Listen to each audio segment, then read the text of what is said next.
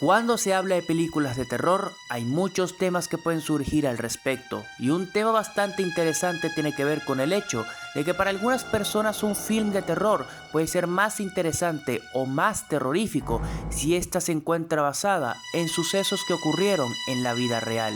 Y es que por algo existe el dicho: el arte imita la vida y la realidad supera la ficción, ya que muchas veces es la vida, la de este lado de la pantalla, la que puede llegar a mostrar los peores horrores. Horrores que ningún director o guionista de Hollywood podría ser capaz de siquiera imaginar. Esa es la cita del día de hoy. Aprovechando que estamos en el mes del miedo, daremos un repaso por 10 cintas de terror que nos pusieron los pelos de punta y cómo estas tomaron un matiz más terrorífico al enterarnos que estas tuvieron su inspiración en eventos de la vida real. Así que sin más dilación, demos inicio a este conteo donde veremos 10 películas de terror basadas en hechos reales.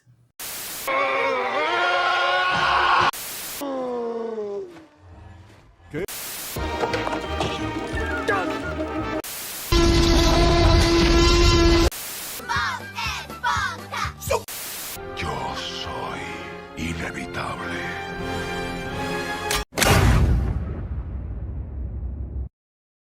Número 10.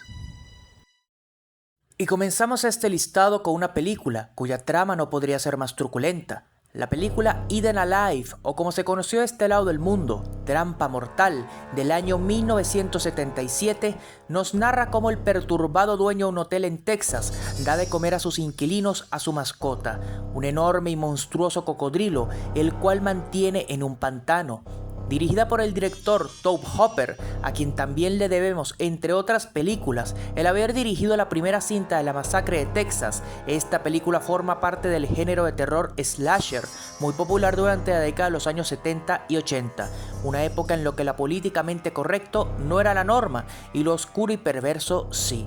Pero, ¿qué pensarían si les dijese que este film, por más horrible que sea, está basado en un hecho real? Joe Ball, quien llegó a ser conocido por la prensa como el carnicero de Elmendorf o el Barba Azul de Texas, fue uno de los asesinos en serie más terribles en la historia de los Estados Unidos, llegando a supuestamente cometer hasta 20 homicidios, siendo sus víctimas mujeres, entre las que se contaban varias exnovias, amantes y hasta su propia esposa. Pero lo terrorífico de este sujeto era cómo despachaba a sus víctimas, arrojándoselas a sus caimanes mascotas, los cuales mantenía en un pantano en su propiedad, un bar en medio de la ruta, donde de paso organizaba espectáculos en vivo, donde los feroces reptiles eran alimentados con perros y gatos. De ahí que otro de los nombres usados por la prensa para referirse a él fue Alligator Man o el hombre caimán. Antes de que la policía lo pudiera arrestar, el hombre caimán se quitó la vida usando un arma de fuego, muy por lejos de sufrir a como le hicieron sus víctimas. Hoy en día se sabe mucho más de la vida de este hombre, como que por ejemplo tenía un cómplice quien llegó a ayudarle en más de un homicidio, así como que algunas de sus entre comillas víctimas de hecho no murieron, sino que simplemente lo habían dejado, como fue el caso de su esposa. Mucho se ha tejido alrededor de la vida de este sujeto, pero entre mito y realidad, la leyenda del hombre que llegó a dar de comer a sus caimanes carne humana permanecerá en el subconsciente. Número 9. No caben dudas que uno de los íconos del cine de horror por excelencia es Chucky, el muñeco diabólico, siendo el protagonista de una de las sagas del género slasher más grandes de la historia del cine de terror. Creado y concebido por Don Mancini, este admitiría haberse inspirado en una de las mayores leyendas del estado de la Florida para crear a su monstruoso muñeco. Estoy hablando de la terrorífica historia de Robert, el muñeco maldito. Esta historia comienza a principios del siglo XX en la localidad de Key West, en el estado de la Florida, Estados Unidos. Aquí, una familia bien acomodada recibiría a Robert, un muñeco que se decía estaba maldito e infundido con la magia negra del vudú, producto de los maleficios de una ex empleada del servicio de la familia, quien en venganza entregaría el muñeco maldito al único hijo de dicha familia. Es a partir de aquí que las cosas se ponen aterradoras, ya que la familia experimentaría toda clase de fenómenos teniendo a Robert como el epicentro de las mismas, como encontrarlo en lugares distintos donde lo dejaban, recibir avisos de vecinos vecinos que decían que el muñeco se movía solo por la casa cuando no había nadie y hasta se asomaba por las ventanas, sin mencionar que el único hijo de la familia, quien pasaba todo el rato con el muñeco, aseguraba a sus padres que este por la noche le hablaba y le decía cosas sumamente tétricas y aterradoras. El muñeco pasaría por 3 familias distintas y todas sin excepción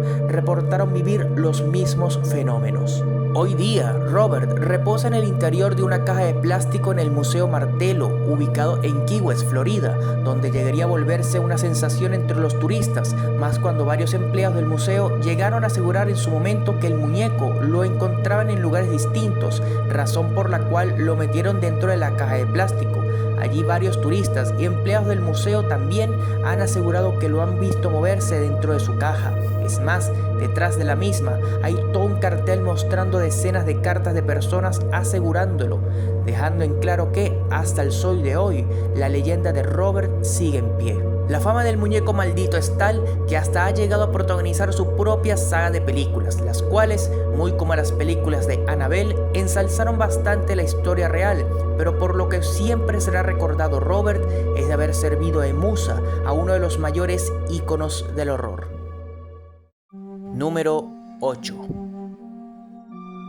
Aunque para muchas personas los filmes de terror de hoy en día carecen de lo que tenían las películas de antaño, no siendo tan aterradoras, lo cierto es que esta afirmación no solo es falsa, sino que los filmes modernos pueden ser tan o incluso más terroríficos que las películas clásicas, ya que pueden tocar temas o abordar tramas que nada tienen que envidiar a las cintas de terror más antiguas. Tal es el caso de la película Los Extraños, del año 2008, donde se nos presenta el argumento de qué harías si unos extraños invadieran tu hogar con malas intenciones. Este thriller de horror que nos pone en la piel de una pareja que una noche reciben la espantosa visita de un trío de extraños con máscaras terroríficas, dispuestos a hacer todo tipo de cosas innombrables con ellos, fue una cinta que, amén de un gran éxito en taquilla, recibiría buenas críticas, de ahí que se aprobase la creación de más secuelas.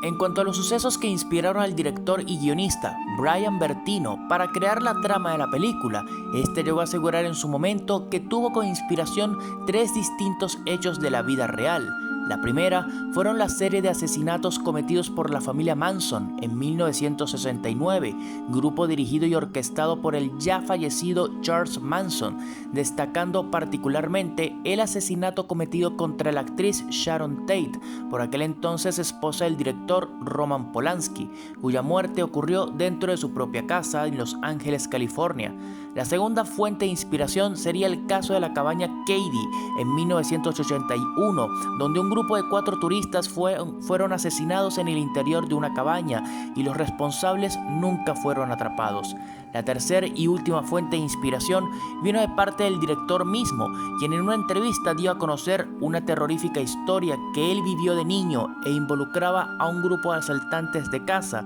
que en su momento aterrorizaron a su vecindario. Los ladrones tocaban a las puertas preguntando por una persona falsa y si no recibían respuesta, estos recibían el indicativo de que la casa estaba sola y ese era la casa que iban a robar. En una ocasión, a el entonces joven director de cine y su hermana menor les tocó contestar la puerta. La cosa no pasó a mayores, pero la experiencia fue tan traumática para él que sería la piedra angular para lo que después se volvería su obra de terror, retratando lo horrible que sería una invasión a ese lugar que tú consideras tu refugio sagrado, o sea, tu hogar. Número 7. El tema de las posesiones demoníacas es uno de los más regulares en el cine de horror. Ahí tenemos la saga de películas del Conjuro, la cual es muy famosa y de paso todas ellas están 100% basadas en hechos reales. Pero si bien hago mención honorífica a esta gran saga de terror moderno, la película que ocupa este puesto es otra, una cinta no tan conocida pero igual de terrorífica. La película Verónica del año 2017 es un filme de terror y suspense de origen español que nos narra la historia de Verónica, una joven de 15 años que por medio de un tablero Ouija intenta contactar con su padre fallecido, pero termina contactando con un ente maligno que la llevará a una espiral de horrores infernales. Como dije, este filme, como muchos otros, tiene lo que muchos podríamos esperar de una película que involucra posesiones demoníacas, pero en este caso el director y guionista de la película, Paco Paco Plaza se basó casi en su totalidad en uno de los casos de posesión más terroríficos y mejor documentados de toda España, ligado a un tablero Ouija. Me refiero al caso del expediente Vallecas en Madrid. Este caso de corte paranormal sumamente triste tuvo su inicio con la joven Estefanía Gutiérrez Lázaro, de 18 años, quien en 1991, luego del colegio, se reunió con un par de amigas para jugar con el tablero Ouija. Su objetivo, contactar con su fallecido novio, quien falleció en un accidente de moto un par de meses antes. En medio de la sesión, las chicas fueron abordadas por supuestos espíritus hostiles que tomaron posesión del cuerpo de Estefanía. Justo entonces una maestra pillaría a las alumnas interrumpiendo la sesión de golpe, impidiendo que acabara de manera apropiada. Esta acción marcaría el inicio de toda la pesadilla.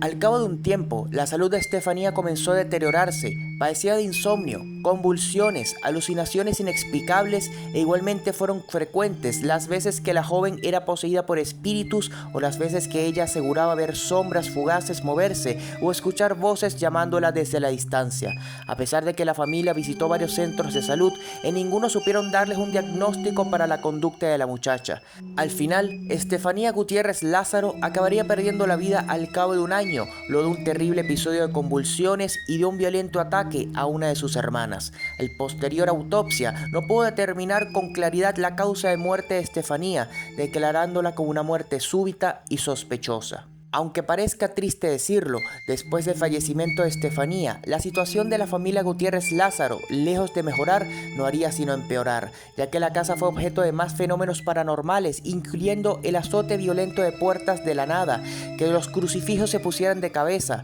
que las muñecas de Estefanía fueran zarandeadas en el aire y que sombras fugaces fueran vistas por todos los miembros de la familia, y peor aún, que una foto de la joven Estefanía ardiera dentro de su propio marco. La situación fue tan terrible que hasta se tuvo que llamar a la policía, siendo en ese momento que varios agentes contemplaron con sus propios ojos los fenómenos, siendo que hasta se tuvo que levantar un expediente policial al respecto. A pesar de que se trató de purificar la casa, al final la familia optó por mudarse de la misma. De lejos, el caso más terrorífico ligado a un tablero Ouija en toda España y la fuente de inspiración para esta película. Número 6. El director Steven Spielberg es sin dudas uno de los mayores directores de toda la historia de Hollywood. Su filmografía es ampliamente reconocida, tanto que estoy seguro que muchos en la actualidad habrán visto, aunque sea una de sus películas, y es uno de sus primeros trabajos el que ocupa este puesto, siendo una película que ayudaría a impulsar la carrera de este gran cineasta. Estoy hablando de la famosa cinta Tiburón de 1975.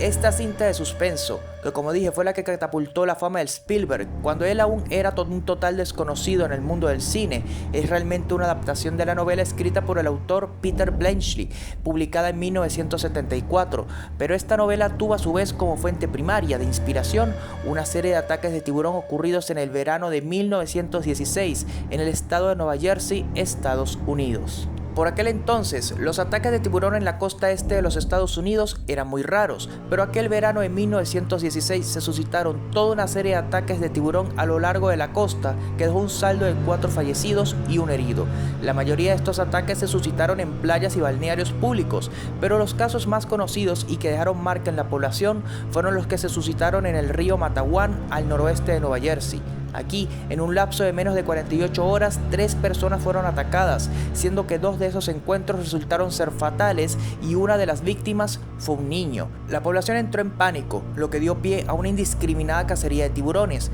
y entre los especímenes que se atraparon estuvo este tiburón blanco, el cual fue capturado muy cerca de la desembocadura del río Matawan, y al revisar su estómago se encontraron supuestos restos humanos, lo que fue suficiente para calificar a este animal como el responsable de los ataques ocurridos en el estuario. El miedo de la gente hacia estos ataques provocaron que los tiburones se les viese como comehombres. La cultura popular haría el resto, haciendo de la imagen del tiburón, en especial la del gran tiburón blanco, fuese vista como una imagen de temor. una mala reputación que sería impulsada tanto por la novela Eventually como también por la película de Spielberg, siendo esta última la piedra angular de todas las películas sobre ataques de tiburones que existen en la actualidad. Hoy por hoy se sabe mucho más de los ataques de 1916, como que por ejemplo hoy se sabe que el Gran Blanco, a pesar de su mala fama, no pudo haber sido el responsable de los ataques suscitados en el río Matawan, ya que su organismo acostumbrado al agua salada no podría haberse permitido adentrarse en estas aguas sin sufrir un colapso fatal,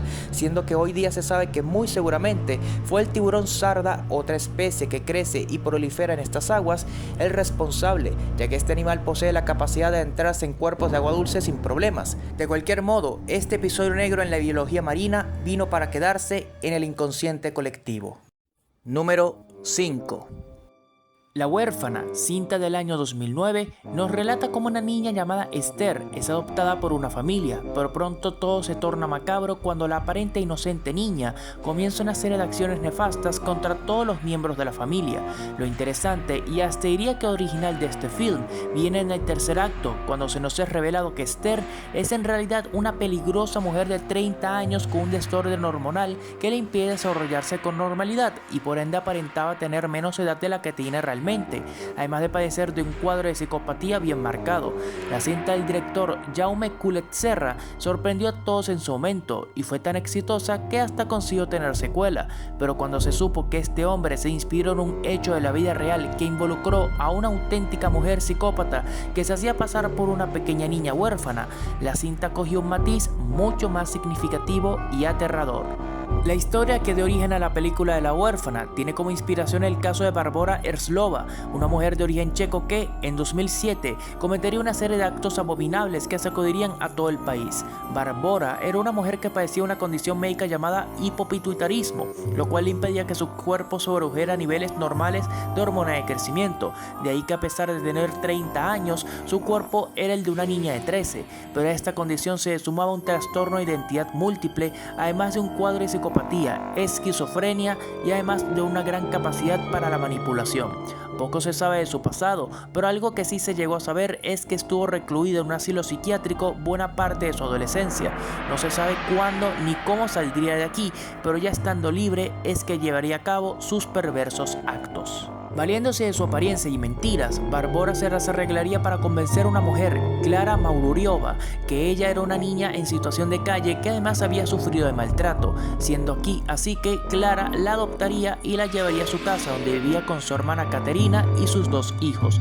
Todo parecía ir bien al principio, pero Barbora no tardó en aprovechar la condición de Klara y su hermana Katerina, ya que ambas padecían de esquizofrenia. Esto fue aprovechado por Barbora para inculpar a sus hermanos adoptivos, de quienes sentía celos de todo tipo de malas acciones orquestados por ella. Luego convencería a las hermanas Maururiova para unirse a una secta llamada el Movimiento Grial, secta que promovía la promiscuidad, el incesto y el canibalismo. A partir de aquí, las cosas fueron de a mal a peor, ya que los hijos de Klara fueron recluidos en jaulas en el sótano de la casa, donde fueron retenidos durante meses las 24 horas del día en condiciones infrahumanas. Los niños serían sometidos a torturas orquestadas por Barbora y ejecutadas por su madre y tía. La cosa llegaría a tal grado que Barbora convencería a las hermanas para engordar y comer a pedazos a los niños. Afortunadamente, el destino quiso que unos vecinos sintonizaran por accidente la señal de la cámara de monitor de bebé con la que mantenía Barbora vigilados a los niños, siendo testigos del horror y dando aviso a las autoridades, quienes llegaron y encontraron a los niños,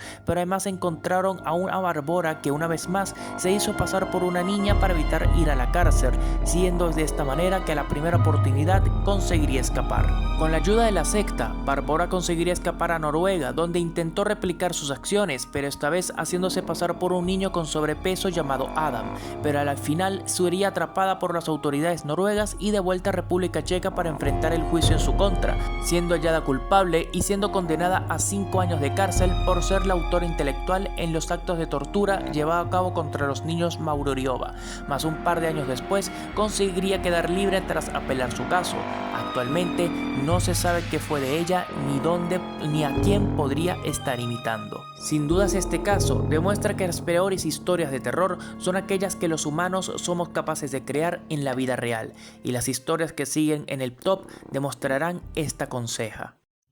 Número 4.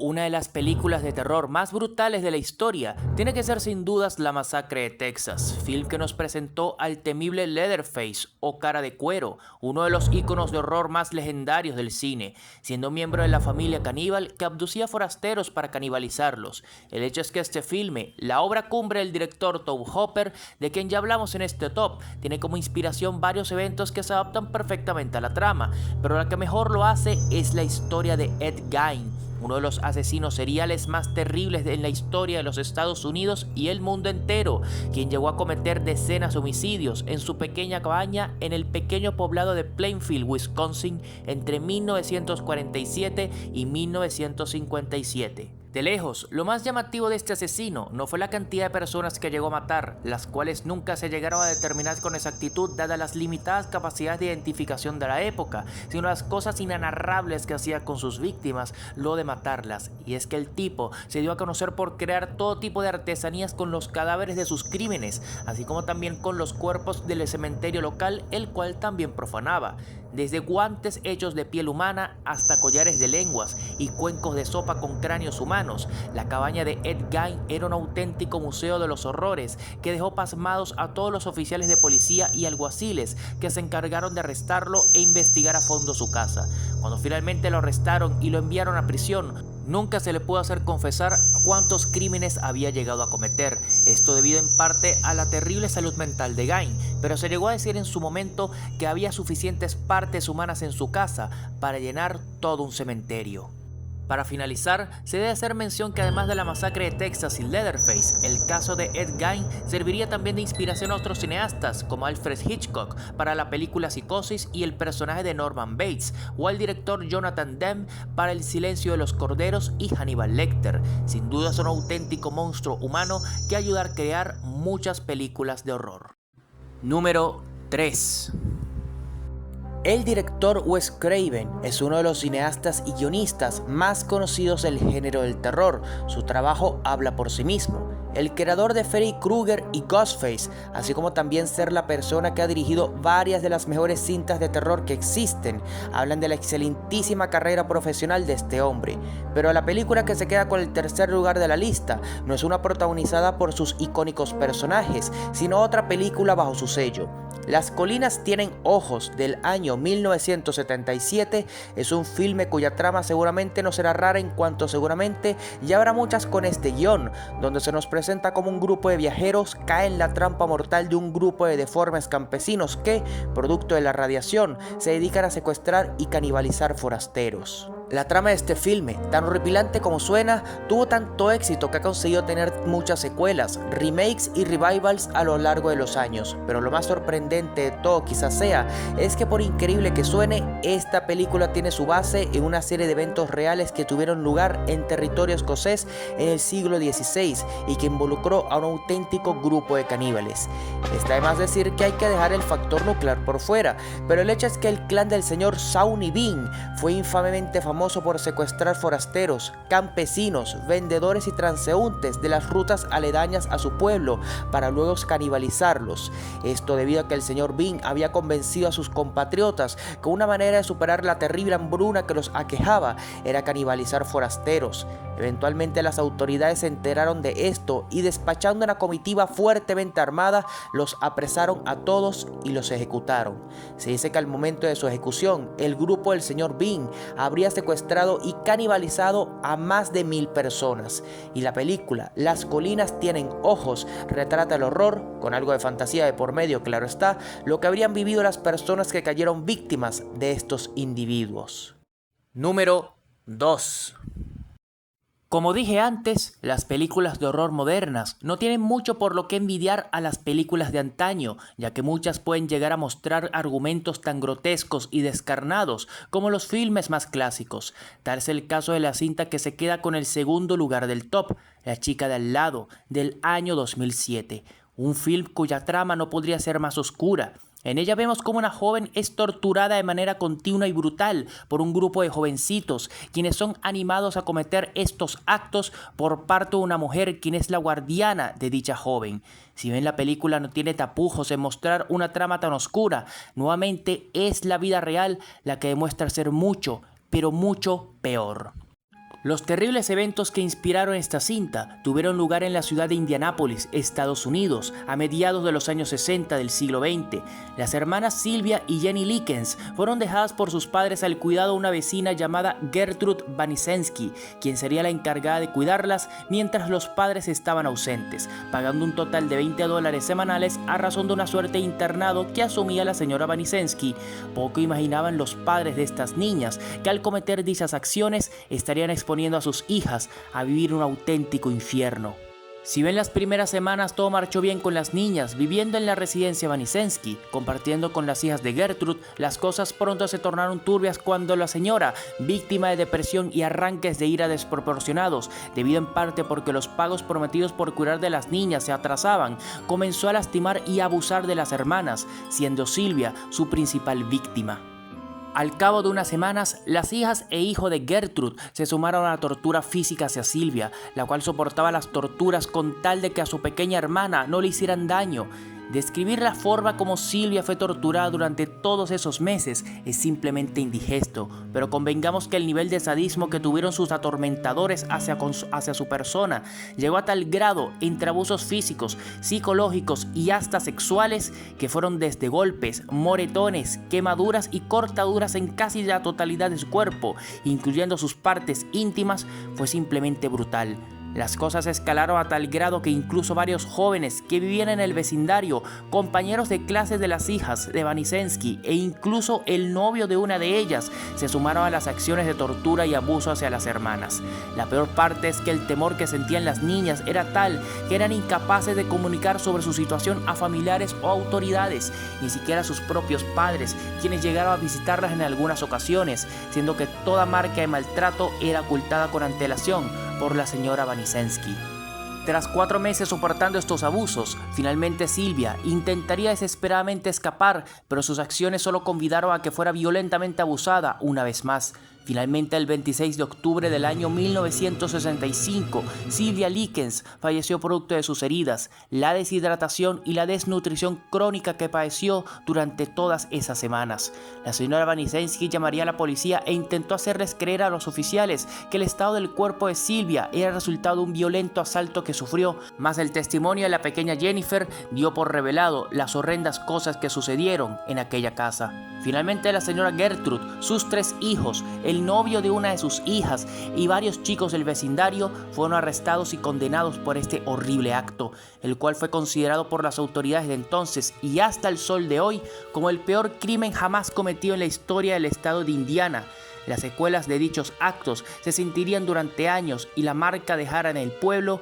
perduraría por siempre. Cabe mencionar que además de la cinta del año 2007, el caso de Sylvia Likens inspiraría la escritura de la novela homónima publicada en el año 1989, en la que se basó la cinta. También sería la base de la cinta An American Crime, también del año 2007, que retrata de manera fidedigna el terrible caso de abuso de las hermanas Likens. Número 1. Ya en lo alto del top nos topamos con otra cinta de terror que toca el tema de las posesiones demoníacas, y en este caso se trata de la cinta de terror por excelencia en este departamento, siendo además la película de horror por excelencia, esto debido a que cambió por completo el estilo y la forma de hacer cine. Estoy hablando en este caso de la película El Exorcista de 1973, película que fue la primera que se atrevió a tomar un argumento tan oscuro y llevarlo a la pantalla grande de la mano de efectos especiales increíbles, llevado de la mano de que se trata de una adaptación de la novela del autor William Peter Blatty. Este film tiene tras de sí como fuente de origen uno de los casos de posesión más horribles y mejor registrados en la historia, siendo este el caso de Roland Doe. El caso de Roland Doe, que ocurrió a finales de los años 40 del siglo XX en la ciudad de Cottage City, en Maryland, Estados Unidos, involucró a un muchacho, más claramente a un joven de 14 años, quien, por ser menor de edad, su identidad fue protegida. Y es que Roland Doe es solo un seudónimo que se usó para proteger su identidad de la prensa. El caso es que este episodio de posesión fue tan horrible que sería ampliamente divulgado, siendo el más conocido y aterrador en la historia de los Estados Unidos. Todo comenzó cuando en el hogar donde el joven Roland vivía con su familia fue objeto de todo tipo de fenómenos paranormales. Las sillas, muebles y demás objetos se movían solos con violencia. Un vaso con agua bendita fue arrojado fuera del mesón al piso. Un cuadro de Cristo que se tenía colgado en la pared se movía solo como si tuviera mente propia y había un permanente olor a excremento en toda la casa. Todos estos fenómenos tenían un mismo epicentro, el joven Roland Doe, quien pronto se había afectado directamente por los fenómenos al empezar a comportarse de manera errática. La familia buscaría el acojo tanto de la iglesia como de la medicina, pero ninguna le supo dar una respuesta clara de por qué el muchacho se comportaba de una manera tan extraña. Al cabo de unas semanas, a la casa llegarían 2 curas, los cuales habían seguido de cerca el caso y le dijeron a la familia que habían obtenido el permiso de la iglesia para practicarle a Roland un exorcismo, ya que la familia sospechaba que la causa era de origen sobrenatural. Se le practicarían varios exorcismos a Roland Doe, donde varios nuevos episodios macabros se suscitaron, como que el joven, quien permanecía maniatado a la cama, se movía con violencia y emitía sonidos guturales. En un momento el joven le asestaría un golpe y le rompería la nariz a uno de los curas, y el muchacho se comunicaba usando una voz que no era la suya y se identificaba como una entidad que se hacía llamar el Grande. Finalmente, y luego de una serie de sesiones de exorcismo que tomaron semanas en realizarse, el joven Roland Doe fue por fin libre de estas entidades que lo acosaban a él y a su familia. El caso, como dije, generaría tal revuelo nacional en su época que sería la inspiración para la película del Exorcista, de quien se tomaron casi al pie de la letra los eventos del exorcismo de Roland Doe. Que por cierto, recientes investigaciones sobre el caso han arrojado algo de luz sobre el mismo, como que Roland Doe llegó a trabajar como ingeniero aeroespacial para la NASA y en el año 2021 se confirmaría su fallecimiento en el pasado año 2020 a la edad de 86 años. Sin dudas, el caso de Roland Doe es sumamente fascinante y además fue la inspiración de la más terrorífica película de terror de todos los tiempos. Pero no se queden solo con mi opinión, díganme, ¿qué otras películas de terror basadas en hechos reales conocen? Déjenlo abajo en los comentarios. Si veo mucho apoyo, puede que haga una segunda parte, ya que aún queda mucha tela que cortar con respecto a este tema. Sin más que aclarar, yo me despido. Yo soy su amigo El Geek Infinito, y si les gustó mucho este video no duden mucho en suscribirse y dejarme su like. Muchas gracias y que sigan bien.